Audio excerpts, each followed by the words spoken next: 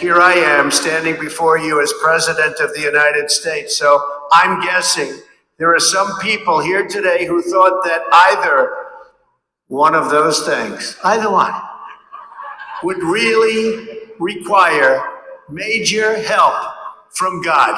Do we agree? And we got it. But here we are celebrating together on this very joyous occasion.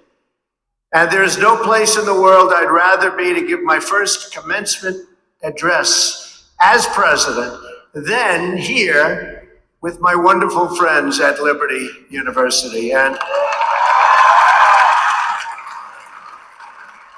I accepted this invitation a long time ago. I said to Jerry that I'd be there. And when I say something, I mean it.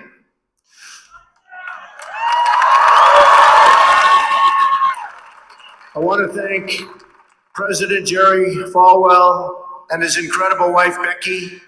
Say it up, Becky. For their kind words, their steadfast support, and their really wonderful friendship.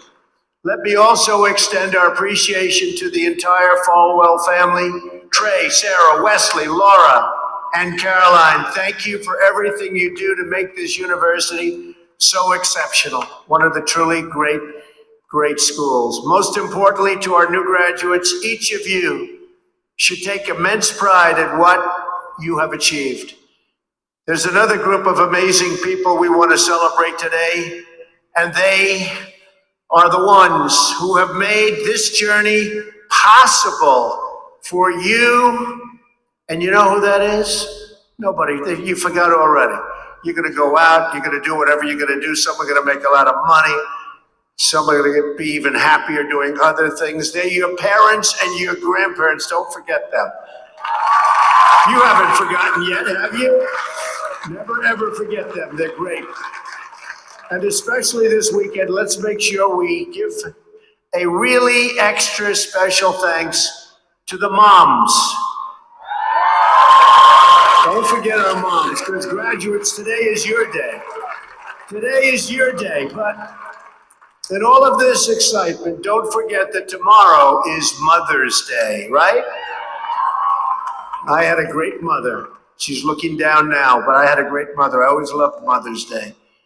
We're also deeply honored to be joined by some of the nearly 6,000 service members, military veterans, and military spouses who are receiving their diplomas today. Would you please stand? Please stand. Wow.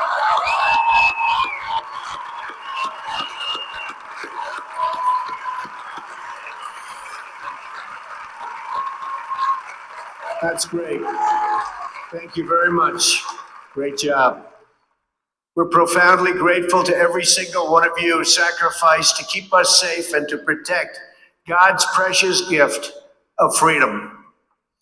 It is truly a testament to this university and to the values that you embrace that your graduating class includes so many patriots who have served our country in uniform. Thank you very much. To the class of 2017, today you end one chapter, but you are about to begin the greatest adventure of your life. Just think for a moment of how blessed you are to be here today at this great university, living in this amazing country, surrounded by people who you love and care about so much. Then ask yourself, with all of those blessings and all of the blessings that you've been given, what will you give back to this country and indeed to the world? What imprint will you leave in the sands of history? What will future Americans say we did in our brief time right here on Earth? Did we take risks? Did we dare to defy expectations? Did we challenge accepted wisdom and take on established systems? I think I did, but we all did, and we're all doing it. Or did we just go along with convention swim downstream so easily with the current, and just give in because it was the easy way, it was the traditional way, or it was the accepted way. Remember this, nothing worth doing ever, ever, ever came easy. Following your convictions means you must be willing to face criticism from those who lack the same courage to do what is right, and they know what is right, but they don't have the courage or the guts or the stamina to take it and to do it. It's called the road less traveled. I know that each of you will be a warrior for the truth, will be a warrior for our country and for your family. I know that each of you will do what is right, not what is the easy way, and that you will be true to yourself and your country and your beliefs. In my short time in Washington, I've seen firsthand how the system is broken. A small group of failed voices who think they know everything and understand everyone want to tell everybody else how to live and what to do and how to think. But you aren't going to let other people tell you what you believe, especially when you know that you're right.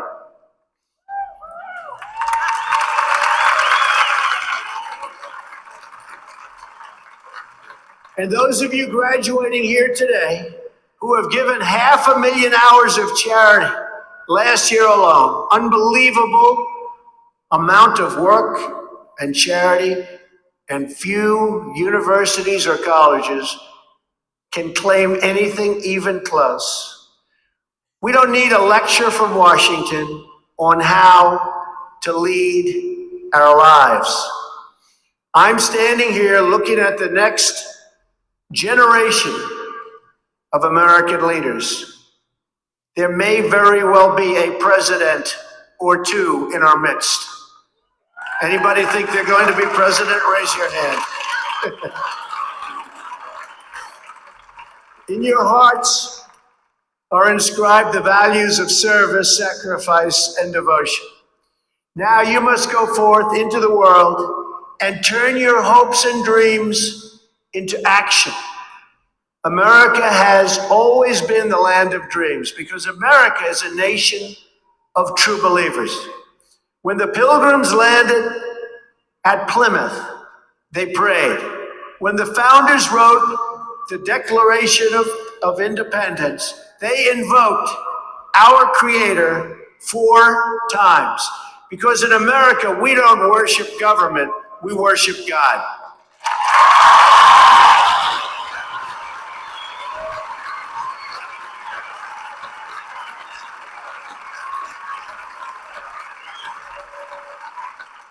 That is why our elected officials put their hands on the Bible and say, "So help me God," as they take the oath of office.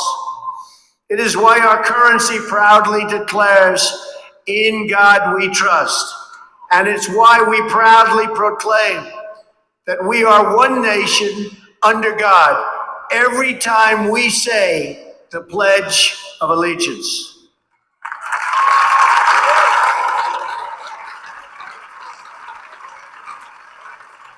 The story of America is the story of an adventure that began with deep faith, big dreams, and humble beginnings. That is also the story of Liberty University. When I think about the visionary founder of this great institution, Reverend Jerry Falwell Sr., I can only imagine how excited he would be if he could see all of this and all of you today, and how proud he would be of his son and of his family. In just 2 days, we will mark the 10th anniversary of Reverend Falwell's passing.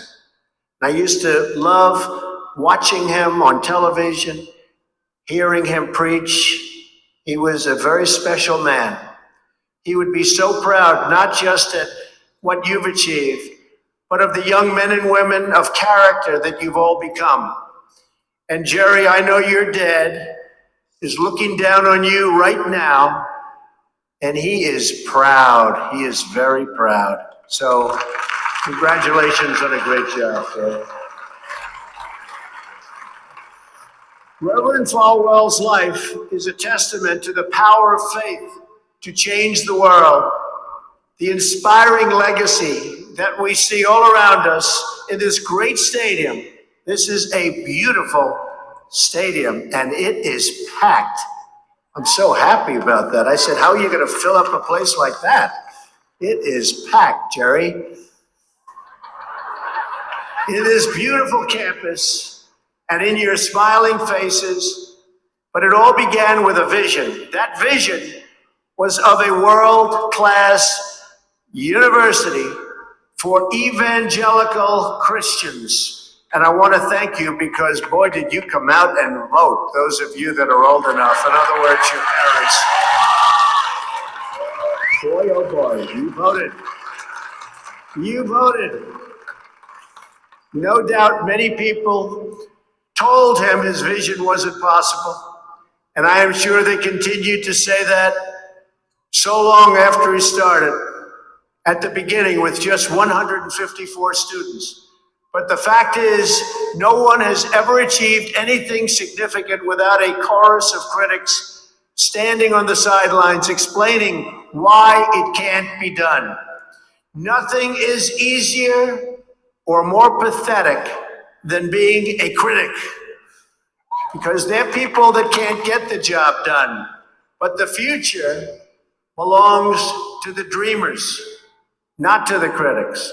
The future belongs to the people who follow their heart no matter what the critics say, because they truly believe in their vision. At Liberty, your leaders knew from the very beginning that a strong athletic program would help this campus grow so that this school might transform more lives.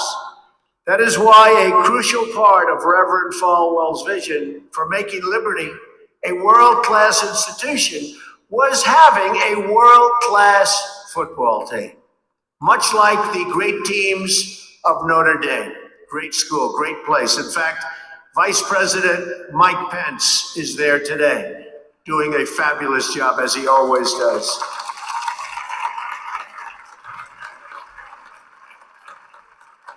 A few years ago, the New York Times even wrote a story on the great ambitions of the Liberty Flames. That story prompted a longtime president of another school to write a letter to Jerry. It's a letter that Reverend Falwell would have been very, very pleased to read. Jerry tells me that letter now hangs in the wall in the boardroom of your great university. It came from the late Father Theodore Hesper, who was the beloved president of the University of Notre Dame 35 years ago. Like this school's founder, he was a truly kind-hearted man of very, very deep faith. In the letter, Father Hesper recalled that Notre Dame's own meteoric rise from a small Midwestern school to a national football powerhouse. And then he wrote something so amazing and generous. He wrote, I think you are on that same trajectory now, and I want to wish you all the best and encourage you from the starting and from being able to start very small and arriving in the big time. Thanks to hard work, great faith, and incredible devotion, those dreams have come true. As of February of this year, the Liberty Flames are playing in the FBS, the highest level of competition in NCAA football. Don't clap, that could be tough. Don't clap, that could be tough. I'm a little worried. I don't want to look at some of those scores here. Jerry, are you sure you know what you're doing here? Those other players are big and fast and strong, but I have a feeling you're going to do very well, right? From the most humble roots, you've become a powerhouse in both education and sports. And just wait until the world hears the football teams you'll be playing on your schedule starting next season. President Falwell gave me a list of some of those schools, the ones you're going to be playing 2018. Would you like me to read the names? Just came out. Would you like to hear them? I'm a little bit concerned. UMass, Virginia, Auburn. Jerry, are you sure you know what you're doing? Jerry, Auburn. I don't know about that, James. This could be trouble, Jerry. Rutgers, Old Dominion, Brigham Young, Army.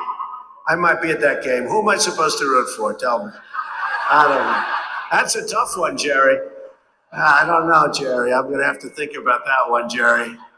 Buffalo, Troy, Virginia Tech. Oh, no, Jerry. Ole Miss. And Wake Forest. Those are really top schools. That's maybe in 4 or 5 years I'll come to a game, right? You'll build it up. Well, good luck. The success of your athletic program arriving on the big stage should be a reminder to every new graduate of just what you can achieve when you start small, pursue a big vision, and never, ever quit. You never quit. If I give you one message to hold in your hearts today, it's this: never, ever give up. There'll be times in your life you'll want to quit, you'll want to go home.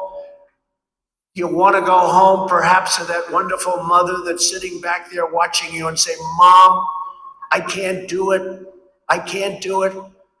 Just never quit. Go back home and tell Mom, Dad, I can do it. I can do it. I will do it. You're going to be successful. I've seen so many brilliant people. They gave up in life. They were totally brilliant. They were top of their class. They were the best students. They were the best of everything. They gave up. I've seen others who really didn't have that talent or that ability, and they're among the most successful people today in the world because they never quit and they never gave up. So just remember that. Never stop fighting for what you believe in and for the people who care about you. Carry yourself with dignity and pride.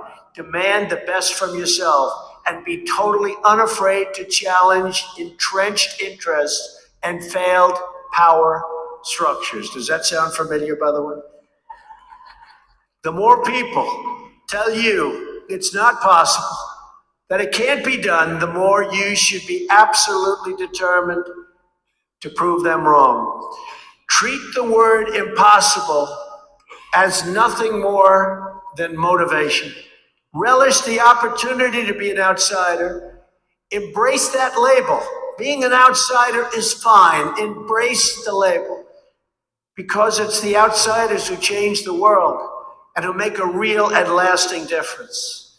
The more that a broken system tells you that you're wrong, the more certain you should be that you must keep pushing ahead. You must keep pushing forward.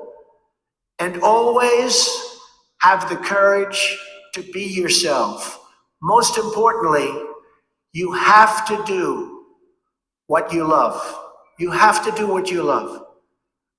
I've seen so many people, they're forced through lots of reasons, sometimes including family, to go down a path that they don't want to go down, to go down a path that leads them to something that they don't love, that they don't enjoy. You have to do what you love, or you most likely won't be very successful at it. So do what you love.